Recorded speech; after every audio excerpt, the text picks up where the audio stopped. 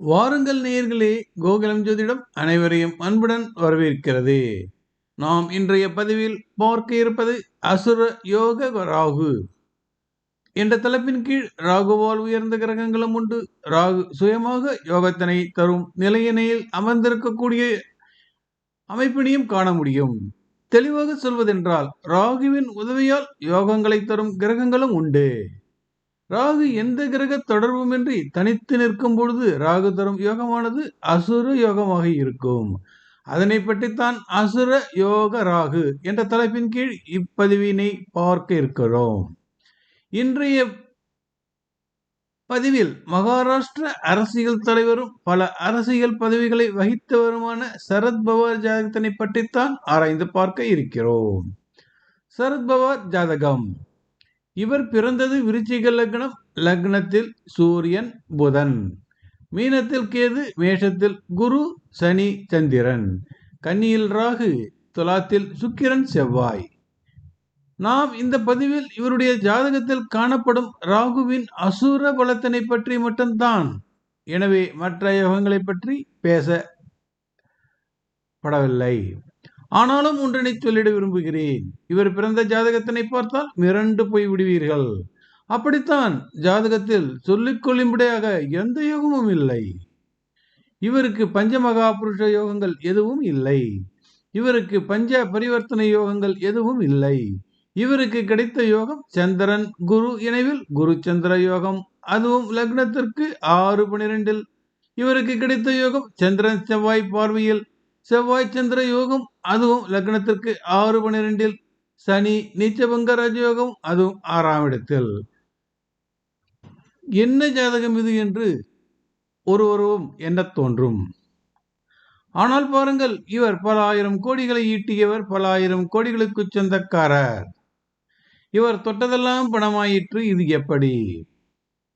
ஜாதகத்தில் கண்ணுக்கு தெரியாத யோகங்கள் மறைந்திருக்கிறதா? வாருங்கள், அதனை பார்க்கத்தான் இந்த பதிவே.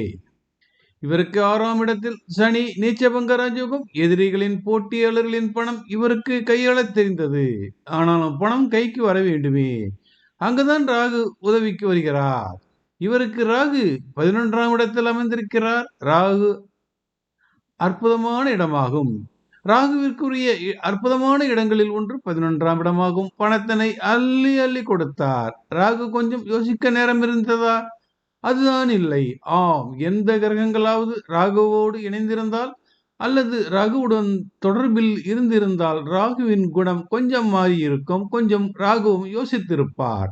ஆனால் ராகு யோசிப்பதற்கு நேரமே இங்கு இல்லை. ஆனால் பாருங்கள், தன்னந்தனியான ராகு அசுர வேகத்தில் பணத்தினை அள்ளி அள்ளி அவருக்கு கொடுத்தார். அதனை தடுப்பாரும் யாரும் இல்லை. பொதுவாக ராகுவின் பலத்தினை யோகத்தினை பயன்படுத்தி மற்ற கிரகங்கள் தான் யோகங்களை பணத்தினை அள்ளித்தரும். ஆனால் இங்கு இவருக்கு ராகுவே தானே முன்னின்று பணத்தினை அள்ளித் தருகிறார். இதனைத்தான் ராகுவின் அசுர யோகம் என்கிறோம். இது எப்படி என்கிறீர்கள்? இவருக்கு ராகு திசை தொடங்கியது அரசியலில் ஏறுமுகம்தான். தொட்டதெல்லாம் பணமானது. ராகு திசை முழுவதும் ராஜயோக காலம்தான். ராகு இவருக்கு அற்புதமான யோகமான காலங்களாக இவருக்கு மாற்றி கொடுத்தது. அடுத்ததாக குரு திசை வந்தது. இப்பொழுது ராகு என்ன செய்தார்? இப்பொழுதும் ராகு கவலைப்படவில்லை. ராகுவின் பார்வையானது குருவின் வீட்டிற்கு கிடைத்தது. குருவின் வீடானது 5ஆம் இடம் பூர்வ புண்ணியமாகும். எனவே குருவிலும் ராகு சளைக்கவில்லை. ராகு தான் அமர்ந்த வீட்டிலும் யோகத்தினை பணமாக மாற்றி காட்டினார். ராகு தான் பார்வையிட்ட வீட்டிலும் யோகத்தினை பணமாக மாற்றி காட்டினார். எனவே ராகு நினைத்து விட்டால் அசுர யோகத்தினை வெளிப்படுத்துவார். ராகுவினை பயன்படுத்திக் கொண்டு யோகம் தரும் அமைப்பு வேறு. ராகுவே தான் நினைத்த யோகத்தினை தரும் யோகம் அமைப்பு இந்த அமைப்பு தான்.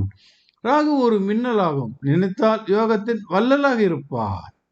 சரத்பவார் ஜாதகத்தில் எந்த ஒரு யோகம் கிடையாது என்ற போதிலும் தனித்த ஒத்த ஆளு ராகு இவரை திகைக்க வைக்கும் அளவிற்கு வாழ்க்கையின் உச்சத்தினை தொட வைத்திருக்கிறது என்றால் ராகுவின் அசுர ராகு என்று சொல்வதில் வியப்பில்லை. என்ன நேரிலே ராகுவின் அசுர யோகம் பற்றி தெரிந்து கொண்டீர்களா? மீண்டும் பிறிதொரு பதிவில் சந்திப்போம் நேயர்களே.